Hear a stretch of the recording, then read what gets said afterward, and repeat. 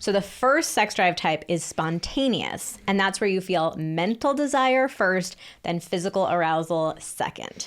The second sex drive type is responsive, and it's the exact opposite. You feel physical arousal first, then the mental desire second.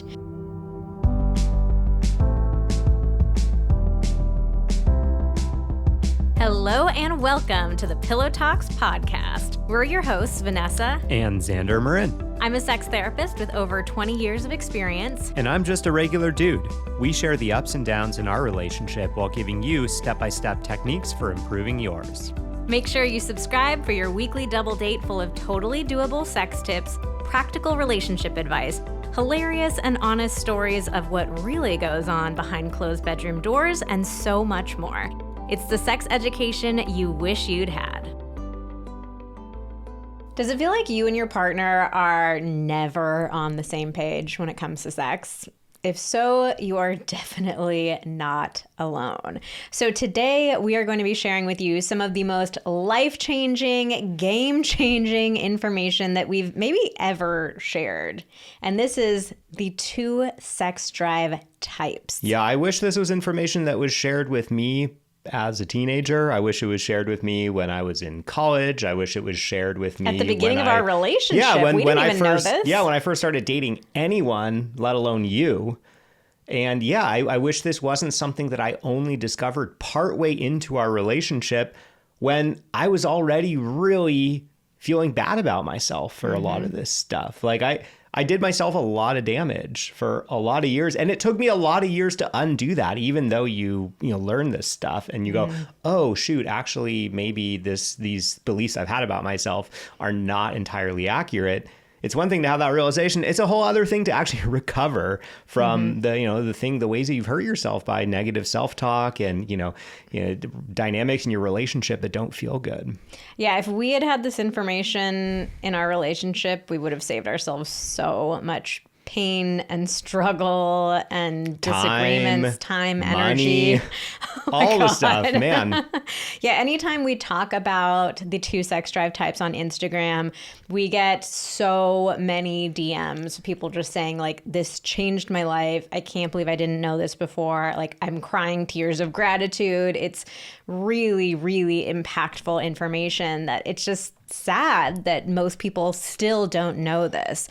So today we're going to get into what the 2 types are, how to know which type you are, what your type needs to get turned on, and what it means for your relationship if your partner is a different type. Because they probably are. Spoiler alert. Spoiler alert. They almost certainly are. Okay, so first we have to talk about the 2 ways that we get turned on and ready for sex. So they're basically... Because there's actually 2. I think a lot of people initially just go, oh, well, like being turned on or like being horny, having a libido, that's just like, that is a thing in and of itself. It's like, I'm horny, I'm not horny.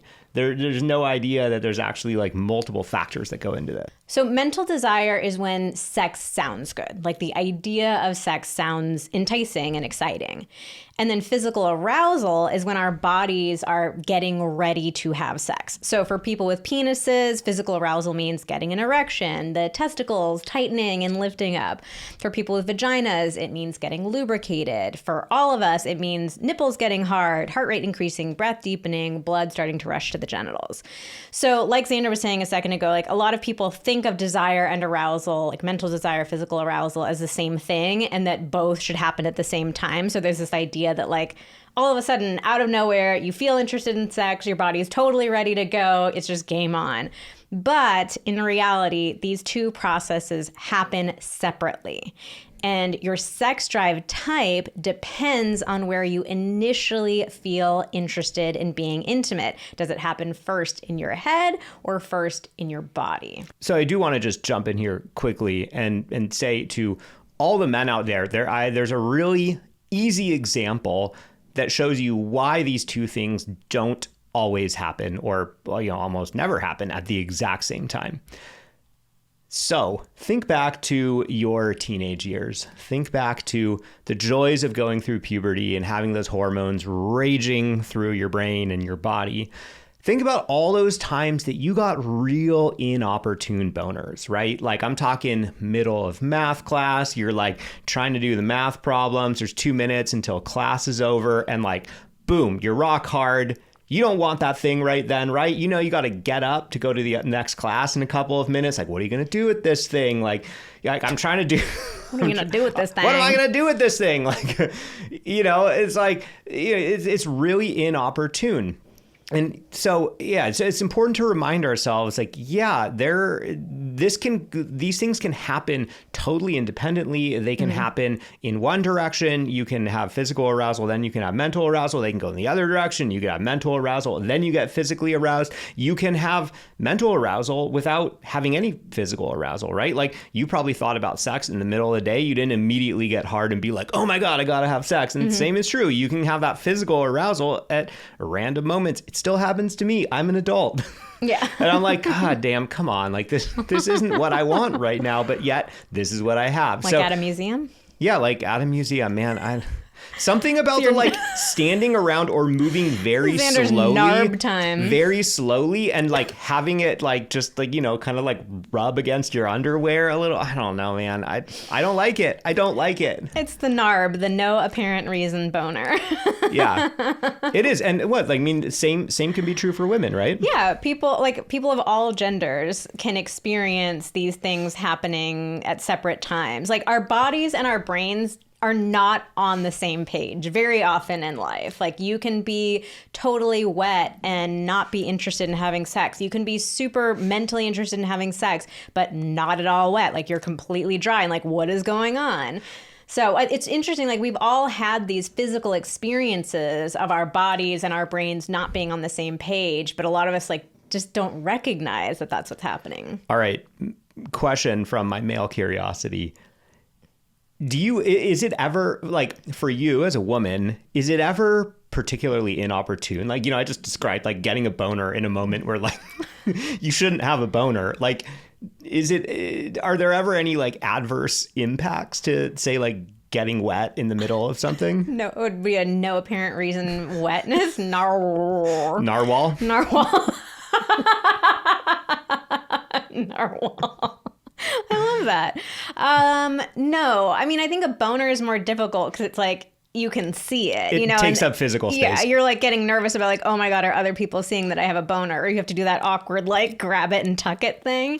No, I mean, there have been times where I'm like, oh, I'm like really wet right now. What is going on? But I'm not worried about anybody being able to see that. So It's like, there's not any. It doesn't like impact your ability to walk or anything. No, it does not. Man, you got it good. You got it good. Okay, on a serious note though, I wanted to share one other, like the most extreme example of the difference between mental desire and physical arousal that like really illustrates how independently these processes can work.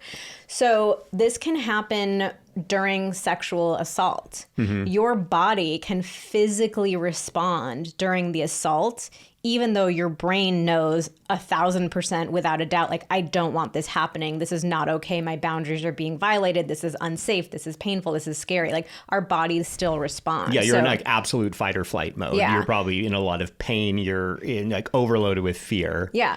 Your body can still respond. And this can cause so much shame for survivors. They think like, well, did I like secretly want this? Or like, what's wrong with me? Like people can even have orgasms when they're being assaulted. It's a really confusing and scary experience. But I just want to normalize like, that is something that happens. That is a thing. It does not mean that you wanted it. It does not mean that the assault was okay. Like that just is a perfect example of our bodies sometimes respond in a very different way than our brains are responding. Yeah, and we've talked about this in other podcasts, and this is, I'm not making any kind of comparison to the situation that you just described. This is a completely separate example. We talk about all the time how it's also totally not only possible, happens all the time that, say, a man really has a lot of mental desire. They really want to have sex. Maybe they've even started having sex with their partner and then they lose their erection. They're still really aroused mentally. They really want to be doing it. They're excited. They're excited to be there with their partner. They want their partner to feel pleasure. And then, they've lost their sort of like their physical the physical reminders of that, right? Like the erection. And and that can also create a lot of shame in a different way. Like the partner can feel really bad. Like, oh my God, did I do something wrong? Is something wrong with my partner? The guy is thinking like, oh my God, I feel so ashamed. Like I'm supposed to be ready to go all the time. And it can be really hard to reconcile. Like what the hell is wrong with me? I want this so bad. I want this so bad. I want my body to respond so bad. It's not doing it. What does that say about me? So, I mean, it can have so many adverse impacts and be such a mindfuck in so many different ways to people in different situations. And the term for this is actually called arousal non-concordance. And women are more likely to experience it than men. So with women, there's actually only about a 10% overlap between mental desire and physical arousal. And with men, there's about a 50% overlap. One of the best parts about having a partner is sharing everything with them, including your fantasies. Whether you're looking to set the mood, try something new, or just share a little excitement, Dipsy's spicy audio stories are the best way for you and your partner to explore something new. If you haven't heard about Dipsy before, we are very excited to introduce you. Dipsy is a female-founded app for spicy audiobooks and more, created by women for the female gaze. Their app has over 1,000 spicy audiobooks, all crafted by a team of professional writers and top-tier narrators. So it's very fun for you to listen to on your own, maybe get you a little excited for some connection time with your partner later.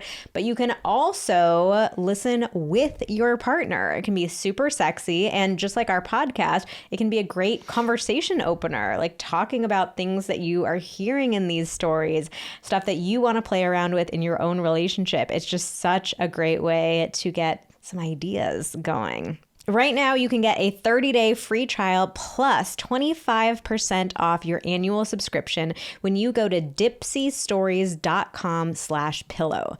That's DIPSEA stories.com/pillow for 30 free days and 25% off your subscription. dipseastories.com/pillow. Just last week, we were out of town with a bunch of friends, and we had to split the bill at a restaurant.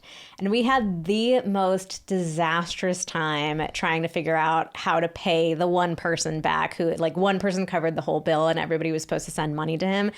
It was just so frustrating. Like, nobody could get different apps to work. It was taking forever. It was just this big mess.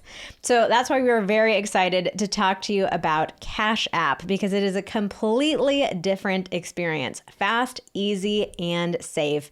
Cash App is super easy to set up. Just enter your phone or email, some basic information, no bank account needed, and there's no waiting. The money shows up right away. It's also totally secure and safe. Cash App has your back. If you're about to send money to a sketchy account, a scam warning pops up. So you can feel more relaxed knowing that Cash App is protecting you and your money. Cash App is fast, safe, and it just makes life way less stressful. For a limited time only, new Cash App users can use our exclusive code to earn some additional cash. For real, there is no catch. Just download Cash App and sign up. Use our exclusive referral code PILLOW in your profile. Send $5 to a friend within 14 days and you'll get $10 dropped right into your account. Damn. Like $5 of free money right away. Like, why not? Terms apply. That's money. That's Cash App. Okay, so that was all a very long introduction to our two different sex drive types, but we needed that background first. So the two sex drive types are dependent on where you feel arousal first. So the first sex drive type is spontaneous, and that's where you feel mental desire first, then physical arousal second. The second sex drive type is responsive, and it's the exact opposite. You feel physical arousal first, then the mental desire second. Okay, so let's start with spontaneous desire. Again, this is like you're just kind of going about your day when all of a sudden the idea of sex pops into your head. It sounds good. Spontaneous desire is what we see on TV and movies. So this is how most people think desire is supposed to work. Like it just pops up out of nowhere. We get excited and ready for sex. Okay, so Xander, I want you to walk us through a little bit more info about spontaneous sex drive because research has found that about 70% of men and only about 15% of women experience spontaneous desire. All right, well, let me give you a couple ways that you might know if you have spontaneous desire. So number one, I think the easiest way to identify this is that if you find that you are feeling desire for sex at seemingly random points throughout the day, like maybe you're in the middle of a work meeting and then all of a sudden you're having distracting thoughts, or you're mowing the lawn and then all of a sudden you're thinking about mowing something else down. Whoa. Or maybe you are just sitting on the toilet minding your own business and all of a sudden, you're thinking about things like that's a really good sign that you have spontaneous desire. You are spontaneously thinking about sex, spontaneously getting mental desire throughout the day. Another sign is that if you're sometimes feeling the desire for sex, or you notice that you feel the desire for sex before your body is responding. So like you're in the mood, but you don't have an erection. Or if you have a vulva, like you're in the mood, but you're finding that you're not wet yet. You haven't had any other physical response yet. That could be a good sign that you're also spontaneous. Another sign is that if you're the one that is usually initiating sex in your relationship, probably you have a more spontaneous sex drive, unless you initiate, but like you initiate very rarely. If you're initiating most of the time and initiating somewhat frequently, you probably have spontaneous sex drive. Not only that, probably I would venture a guess that your partner has responsive sex drive, and you've kind of fallen into the typical gender dynamic of, oh, well, the man initiates sex because he wants it more often, and your partner doesn't because they're not thinking of it all the time like you are. If it seems like you want sex more frequently than your partner, that's a good sign that you might be spontaneous. Though I do want to say the key word there is seem, like if it seems like you want sex more, because it may not be actually the case, as we're going to talk about in a minute. Also, if you just find yourself turned on in a whole variety of different situations, like maybe when your in-laws are staying over at the house and you're like, hey, I'm still thinking about sex. And your partner's like, what is wrong with you? Like, the in-laws are here. We are not thinking about sex. We're not talking about sex. We're not having sex. That's a good sign that you might be spontaneous as well. Okay, so next, let's talk about responsive desire. Because this looks very different. So research has found that about 85% of women experience responsive desire and only about like 25 to 30% of men. So here are some ways to know that you might have a responsive sex drive. If you rarely think about sex, if sex doesn't sound tempting until you're getting started or you're in the middle of it. And actually, this is one of the classic key ways to know that you have responsive desire is if you've ever been in the middle of sex or even at the end of sex and you catch yourself thinking, this is fun. Why do I never seem to want this? That is responsive desire all the way. Yeah, or it's like, especially, it's like you have that thought, because like I have that thought sometimes too, where I'm like, oh my God, I like why don't I want to do this more? Why don't I want to do that more? I think the difference though is that it's like if you have that thought and you're like, yeah, we should do this all the time, and then you don't think that thought again until you have sex the next time. Like there's no action that is taken on it. Your brain doesn't go back to it. For my experience very often is that I'm like thinking all kinds of things when we are in the middle of it. Then I have an orgasm and then I'm like into the refractory period and I'm like, sex is the last thing on my mind right now. And then a couple hours later, it's back. Okay, you might have responsive sex drive if you rarely initiate sex with your partner, if you seem to want sex less frequently than your partner. Again, we're going to get back to that in a second. Or if it feels like the situation needs to be just right in order for you to be turned on, like the bedroom has to be tidy, the kids have to be asleep, you have to be fresh out of the shower, like that can be another sign of responsive sex drive. So here's a simple way to sum up the two types. Spontaneous desire is feel turned on, then start having sex. And responsive desire is start having sex, then feel turned on. And I think it's fair to say, if you can also add more often than not. like to the Yes. beginning of each of these. Like it doesn't have to, it might be totally black and white for you. You're like, yep, that is 100% me. That other one is 0% me. But I think if you're like most people, it's a gray area. And if it's like, yeah, more often than not, this is how I behave. Yeah, no, I'm glad you brought that up, because sometimes when we share about this, people are like, oh, but like it feels like sometimes I've experienced both. Like this model is not meant to totally compartmentalize you. Like most people will experience both kinds of desire. It's just like, which one do you experience the most often? Yeah. So if you can figure out, okay, more often than not, this one is me, and more often than not, this other one is my partner, that at least helps us start to talk about, with our partner, okay, how should we expect this to work in our relationship? What should we plan for to optimize, the situation for what we most commonly experience? And of course, yeah, it can go the other way. Things can change, but I think it's good to be prepared for what is more often than not the case in your relationship. Yeah. So most people think that spontaneous desire is better. I mentioned a few minutes ago, like this is how we always see it on TV and in the movies. So most of us have grown up like watching those sex scenes over and over and over again. And we feel like that's how desire is supposed to work.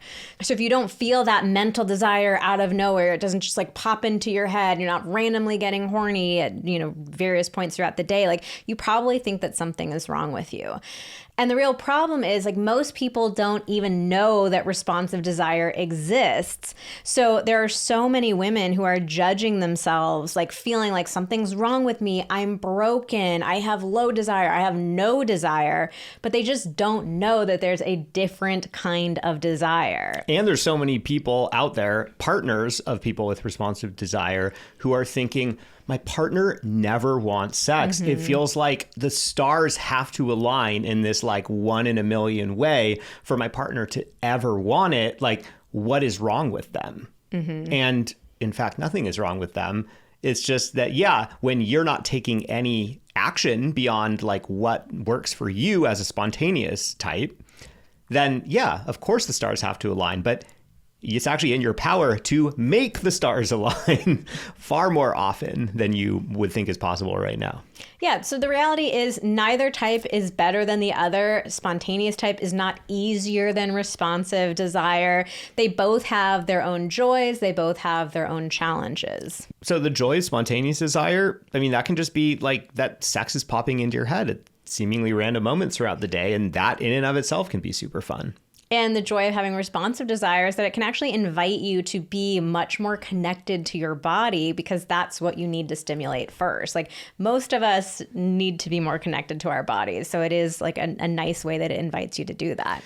But both of these types can also have their own challenges too, right? So yeah, of course it's fun to be randomly thinking about sex, but it's not always fun. Like there can be definitely inopportune moments, and people with spontaneous sex drive can experience a lot more performance issues than people with responsive sex drive. And for most people, we kind of touched on this earlier, that unless you've been following us for a long time, unless you've been having a lot of the conversations that we suggest that you have, having a performance issue can be a really deeply humiliating experience. Like we definitely don't believe that it should be a deeply humiliating experience, but unfortunately it often is because of the ideas that we have about how sex is supposed to go and, gendered ideas about sex. Also, like your partner might take a performance issue personally and worrying that's a sign you're not attracted to them. Or you might even just be worried that your partner is going to think that. And so you're in your head about it. Or you even think that like, oh my God, is this some like secret sign that I'm not attracted to my partner? Oh yeah, absolutely. I mean, we hear from people all the time being like, yeah, this is happening to me. Like, what does it say about me? What does it say about my relationship with my partner? And it's like, well, no, you got to tell me how you feel about your partner. I can't tell you how you feel about your partner based on something that your body is doing. So yeah, that can be a really just generally confusing experience and a challenging thing to handle. And if you're a responsive sex drive type, I already talked about this a little bit, but the challenge is that most people don't even know this exists. So a lot of people are judging themselves as being low desire or no desire. Like, I'm just never interested in sex. I never want to have it. But again, it's just because you don't understand how your desire actually works. Yeah, I mean, I can say from personal experience, I feel like I've experienced all of these, honestly. like I've definitely been on my own journey when it comes to my sex drive and sex drive type. And I think like early on in our relationship, I definitely related more on the responsive side. I definitely had spontaneous moments, but I was a bit more responsive. And, you know, there were some things that happened early on in our relationship when I was like working super hard, super long, late hours, wasn't taking very good care of myself. So the time that we did have together, I wasn't really being my best self, wasn't really particularly open to sex. And we got in a lot of arguments about that. And I had a number of performance issues that led to performance anxiety. And that was just sort of like this downward spiral where, you know, I was probably already a bit responsive to begin with. And then I got really responsive because I was kind of scared about the idea of sex because I wasn't, you know, performing very well and I didn't have very much free time to actually like be able to be intimate with Vanessa. And so that was definitely really challenging. And that took me, you know, and that was around the time that we kind of started discovering this, you know, these two types and started to talk about it. And so that was when I started unwinding like what this really meant for me and trying to, you know, so it's like I said earlier, it's one thing to know, oh, okay, I'm responsive, therefore I need X, Y, and Z in order to want sex more. It's another thing to put that into practice and kind of, and really like unwind all the shame that I had developed around that. That honestly took me a really long time. And I feel like, you know, as I started to get rid of more and more of that shame and feel just good about myself and my own sexuality and, you know, and start having really amazing sex with Vanessa, once I started tying together that, oh, okay, when we have sex, we feel really close and I like the way that feels. I want to feel that more and more. Then I kind of started like almost developing a more spontaneous sex drive because I would be like, hey, I want that feeling that we get after we've had sex. I want to feel like that unstoppable feeling that we have. And then all of a sudden once I made the connection, oh, the way I get that is we have sex. Then it's like I start thinking about sex more. So yeah, it's like I can definitely relate with both of these things. Also in the last like 6 months or so, I've been on a testosterone replacement journey. And so I've been dialing in my own testosterone levels. And I can definitely say that there have been some moments where, you know, we've kind of like overshot the mark on those levels. And wow, it is definitely possible to be thinking about sex a little too much in too many situations where it is genuinely distracting. And I think that, you know, I think for a lot of people that are like, oh yeah, well, wouldn't it be nice to just be thinking about sex all the time? I can tell you, no, it is not nice to always be thinking about sex. Like there were a couple of moments where I was like, ooh, okay, yep, yep, like let's get those levels tested and maybe dial it back a little bit because this is like, you know, not necessarily pleasant. Yeah, so on my end of it, I have primarily identified with spontaneous desire. So we're, you know, in the beginning of our relationship and for long periods of our relationship, like we were that opposite gender dynamic, where I was more spontaneous, you were more responsive.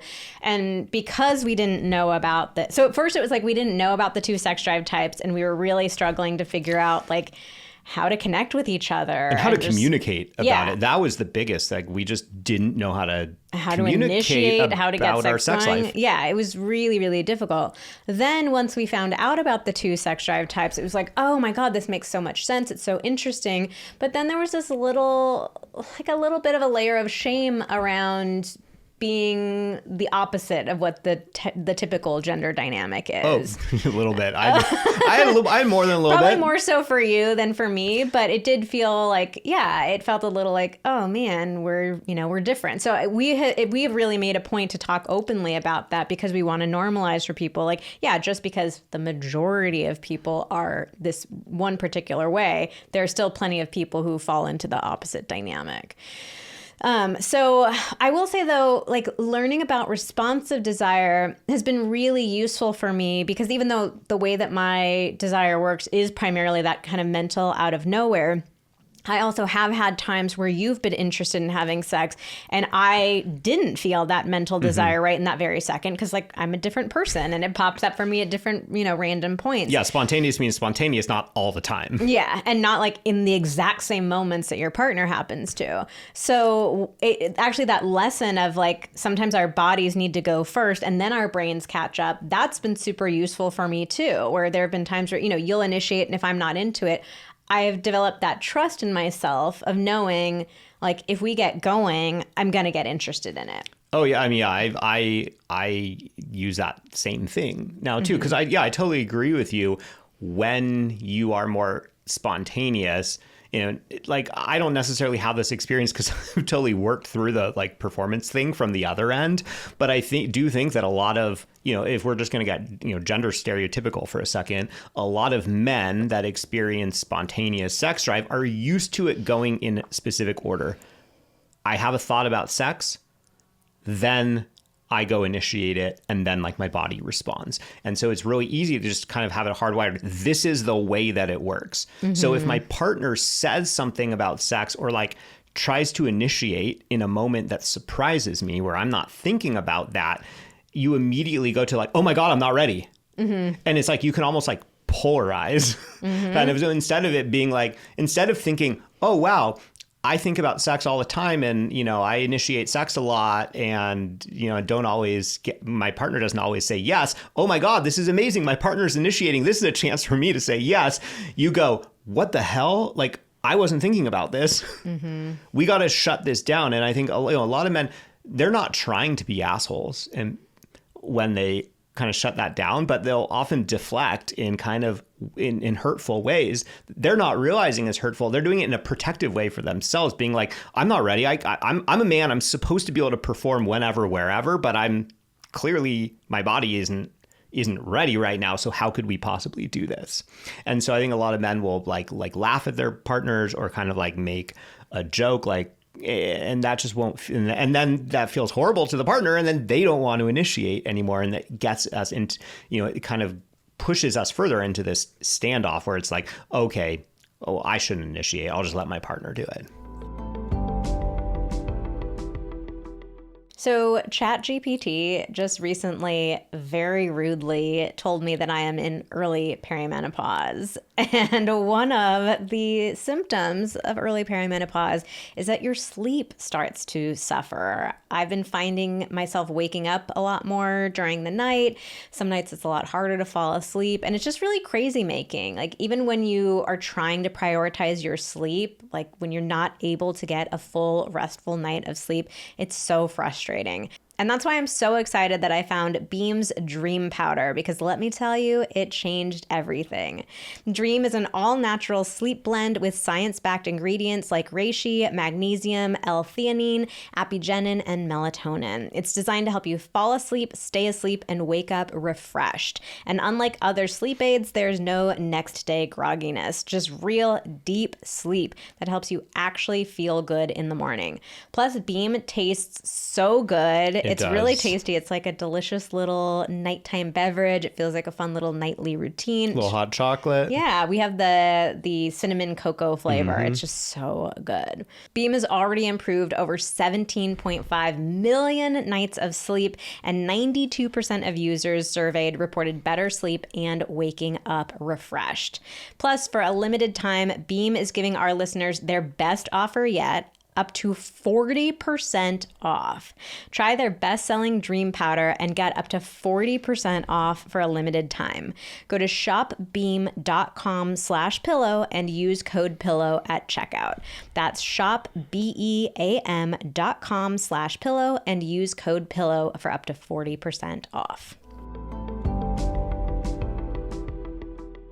Okay, I sure hope you are watching this podcast on YouTube because we have our very special guests here to tell you about our next partner, Chauncey and Maggie, who are huge fans of Chewy. They certainly are. With over 100,000 products from top pet brands, Chewy makes it easy to find everything you need to be the best dog owner, the best pet owner, the pet owner that your pet deserves. They carry everything from food and treats to beds and toys, and their shipping is crazy fast, like 1 to 2 days. They also offer prescription medications. We actually found out about Chewy through our vet before they became a podcast sponsor. We've been using them for a while. The medications are so much cheaper through Chewy than through our vet. They also have telehealth vet visits, pet insurance, and they're even expanding to in-person vet clinics across the country. They also have this incredible auto ship feature that lets you schedule recurring deliveries. We have some of Maggie's medications on auto ship, so they just come to us exactly when we are about to run out of the last one. It's just so flexible, so easy. Make sure that she always has what she needs. Chewy also has incredible customer support. They're available 24/7 by phone or chat, expert advice always on hand, and they have a 100% satisfaction guarantee. You can return any item within a year, no questions asked. Chewy has literally everything you need to keep your pet happy and healthy. And right now, Chauncey and Maggie are thrilled to share with you that you can save $20 off your first order and get free shipping by going to chewy.com/pillows. That's chewy.com/pillows to save $20 on your first order with free shipping. chewy.com/pillows. Minimum purchase required. New customers only. Terms and conditions apply. See site for complete details. Okay, so now that we have this information about the 2 sex drive types, what do we do with it? So first, let's start with, you just have to honor and validate both of your types. Like, we're really trying to drive the point home in this episode that both types of sex drive are normal, are healthy. One is not better, easier than the other. Like, they're just different. So we've got to start from a place of honoring and acknowledging, like, this is how our sex drive works. That is totally okay. So from there, it becomes, how do we work together as a team to create the conditions for both of our desires to flourish? And that's what it should be. Like, that's what every couple's sex life should be. Like, how do we work together as a team? But unfortunately, because people don't have this information, it very often makes partners feel like they're opponents. Like, trying to have sex is this battle that you guys are waging with each other. But if you look at it from the perspective of, okay, we're a team, what do we need to do to make sure both of us have what we need to feel desire? That's going to have a totally different outcome for you. So a huge piece of this is changing the way that initiation happens. The way that most of us are initiating sex is a spontaneous initiation. And it does not work for people with responsive desire. So the way that most people initiate is just straight up asking, like, hey, do you want to have sex right now? We're appealing to their mental desire. Is the idea of sex sounding good to you right now? Has that just popped into your head? And so that can work for a spontaneous person, but it is not going to work for somebody with responsive desire. Yeah, because someone with responsive desire is literally hearing, does the idea of sex sound good to you right now? And like, they are literally going, no, it doesn't. Yeah, I mean, I think that if you ask somebody with responsive desire, do you want to have sex right now? Like 99.9 times out of 100, the answer is going to be no, because they haven't had any physical stimulation, any physical arousal yet. So this way that we are initiating just does not work for people with responsive desire. So instead, we need to rejigger the order of things. We can't expect that somebody is turned on first and then decides to have sex. Like, if your partner has responsive desire, they need physical stimulation before they can properly gauge whether they are interested in continuing or not. So you have to have some sort of way that you're being physical with each other. So first, I want to set a couple of conditions here, because people can get a little bit nervous about this. Like, well, wait a minute. Like, doesn't this bring up issues of consent? Like, you're telling me to have sex when I'm not interested in having sex. So we got to tread carefully here. Yeah, I think so many people hear this and go, oh, so you're telling me to start having sex. That is not what we are saying. We're talking about physical arousal can mean all kinds of different things. It doesn't mean like hands on genitals. Yeah.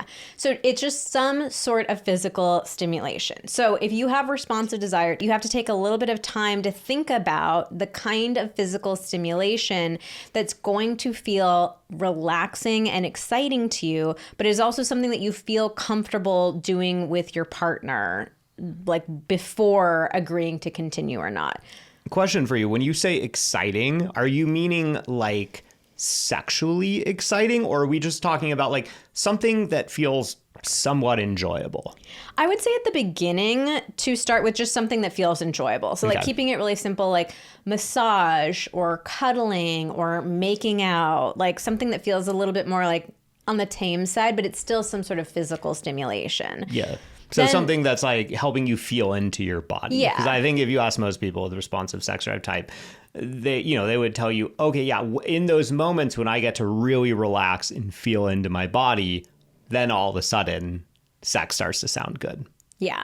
So like as you continue experimenting and the two of you start like communicating about this more openly, feeling more comfortable, maybe you up the ante a little bit and you say like, my desire really doesn't kick in until I'm like actually starting to have like you're touching my boobs or my butt or my genitals, so you can agree to do that. But there's still like we're changing the point of when we're saying yes to sex. It's not like, okay, we're, completely clothed, zero contact. I agree to have sex with you right now. It's like we're moving the yes into the interaction. Yeah, and that is going to, like you said, that shouldn't be something that you start doing right now. This is something that you have to build trust in. Build the trust after having a number of reps where it's like, oh, okay, yeah, once we have some relaxing physical touch, and then I start to have the experience of, yes, after 5 or 10 minutes of this, then the idea of more is starting to sound good. Once you have those reps where it's like, oh yeah, pretty much every single time we do this, then I'm starting to want sex, and then we have sex and it's really good. Once you then have that connection, that trust, oh yeah, when we do this happens 90 to 100% of the time, then you can be like, okay, yeah, I think I feel good about skipping into the next part where it's like, okay, yeah, you could start fingering me because I know that, 2 minutes into that, I'm like, yeah, let's go. And I also just want to make sure we're being super clear in saying we're talking about this in the context of safe, trusting, loving relationships. Yes. Like you have to have that foundation with each other. If your partner has not respected your boundaries, if they're pressuring you, guilting you, like we are not talking about those kinds of situations here. Yeah. And this is not like, just like stick your hands down my pants at a random point in time. This is like, we've talked about we've agreed to have sex either right now, or we scheduled it for later, or we're talking about doing it later and we've talked about it. Maybe we're starting to kiss, we're starting to touch each other. Like, all this stuff is happening. This isn't just like, just start at a random time. Okay, so whenever we talk about this, inevitably someone asks like, but won't that be annoying to my partner if like we get started and I don't end up getting turned on and then I have to like turn them down when they're even more excited about having sex? I would turn that around and say, wouldn't it be annoying if you just never allowed yourself to have sex, which that you enjoy? Yeah. Because you're worried that maybe if you got started... You like it's worse for you than it is for your partner. Like the alternative there is, well, I guess you're just shit out of luck and you are never going to have an orgasm again. Yeah. I mean, the reality is disappointment is always going to be a part of every couple's sex life. Like you are never going to have a relationship where 100% of the time that you want sex, your partner's totally on board. 100% of the time they want sex, you're totally on board. Like we are going to disappoint each other inside and outside of the bedroom. And so couples have to learn how to navigate those moments skillfully. This is something that we teach in our membership Deeper. If you want to check it out, go to vmtherapy.com/deeper. We can also put a link in the show notes, but we teach like how to turn your partner down gently, how to navigate those moments when, one person's in the mood, the other person isn't, how to sit with your own disappointment when your partner isn't interested in connecting. How to ask a different question other than, do you want to have sex right now? Because as we already established, if your partner is responsive, that is the wrong question to ask because they don't want to have sex right then in that very moment. And so it is so important. I wish I could tell you what the one right question is. The reality is there are a whole lot of potentially right questions, which is what we lead you through in Deeper. Exactly how to figure out exactly what types of questions are going to really appeal to your partner. Because there's a whole variety of different ways to do this, and different ways are going to feel good to different types of people. Another option that I want to mention is masturbating. Like you could get started yourself, create that physical arousal, and see if you're interested in continuing going. So a great trick for this, if you have kids, is your partner handles bedtime while you have a little alone time. And then the two of you reconvene and you see if you're interested in continuing. I also want to mention when it comes to initiation, both partners have to initiate. We often hear from people, they're like, oh, well, I have responsive desire, so like I'm never going to initiate because like I just don't have that mental desire. Nope, sorry, it doesn't work like that. Both partners have to take on that responsibility. Because both partners want to feel wanted. Like at the end of the day in a relationship, like we're in a relationship because it feels good to be validated and wanted by the other person. And so it's not fair to be in a situation where you're just never going to give your partner that type of validation. And I think like you already kind of mentioned this idea of like, oh, well, like, won't it be annoying if like I'm not actually up for it? I do think that people with responsive desire, like we're not saying that people with responsive desire never think about sex. Like you probably think about sex at a couple random times. It's just not coming to your mind all the time. And so I think a lot of people with responsive desire in the random moments that they might think about sex are also probably really scared to share that with their partner because they're not feeling physically aroused in those moments. And it's like, oh, you know, say like you're at work or something and you have a nice little thought about like the last time you guys had sex, or like you have a random sexy thought. Like I would say, go ahead and share that with your partner. I think a lot of people get scared of, oh, well, if I share that with my partner, they're going to want it the moment I get home. And I can't guarantee I'm going to be ready for that. And it's like, yeah, no one can ever guarantee that they're going to be ready for anything any plan that you make. Like, hey, let's go out for date night tonight. Like, hey, I might get home and have a horrible headache. Like, yeah, who knows? You might have to change your plans. But I think that, you know, if you're like, oh God, I don't want to initiate, like, at the very least, start thinking about like, hey, if I'm ever thinking about anything sexy, like just text your partner, let them know that you were thinking about them. I think that's a really sweet thing to do. The other piece of this is we have to discover the kind of touch that gets the responsive desire partner going. Yeah, because we talked about the first way to start this out, rather than being like, okay, yeah, let's just like jump into the foreplay, is like, yeah, let's give ourselves 5 to 10 minutes of just some relaxing, enjoyable touch that's not necessarily sexual, right? So how do we do that? So we just created something brand new that we are super excited about. Oh, yeah. The Sensual Touch Challenge, which is kicking off in July exclusively within our Deeper membership. So this is a 4-week interactive experience that is going to guide you through specific types of touch all over the body. So let's be real. Like in long-term relationships, we tend to get pretty lazy with our touch. Like I want to ask you, like, when was the last time that you felt genuinely excited by your partner's touch? Like if you're like most people, you're having a hard time coming up with an answer. Yeah, I'm like month 2 of our relationship. Yeah, like touch just becomes very perfunctory. It's like, you know, you're kind of groping at your partner, trying to get initiation going. And then even during sex itself, a lot of us really speed through the touch. It's like a couple of like gropes and grabs and fondles and like quick little hand job, or like just fingering you really quick to get you fast. Like, it's transactional. Yeah, it's very transactional, and it doesn't feel fun or exciting anymore. It doesn't feel like remember the beginning of your relationship when it felt like your partner's fingertip could like set you on fire, right? Yeah, and it wasn't something that you just waited to do in the lead up to sex. Like you would touch each other like everywhere. I don't mean everywhere all over your body, but like out in the world, like, you know, somewhere where, you know, you're in the car driving to wherever, like you're not about to have sex right then and there, but it was so exciting to do that, even if you knew that you weren't going to have sex. It was like, it felt like a positive thing. And then somehow it changes later on to be like, oh, this is inconvenient. Like, we don't want to do this. It's going to like, someone's going to want something and then we're going to be let down. And it's like, you never thought that way in the beginning. Yeah, and I think now some of us might be having the thought of like, yeah, I missed that. Like, I want to feel excited by my partner's touch again. But then it feels awkward. You're like, well, what do we do? Yeah, I don't how do we remember. start that? It's going to be weird. Yeah, like it feels very awkward. And so we're all about trying to break down the awkwardness and give you real practical step-by-step tools. So we went on a deep dive exploration ourselves, like into different kinds of touch. We have played around with so many different techniques. Like we did all this research on different kinds of sensual touches, tried out different parts of the body. We're seriously like so excited about this challenge.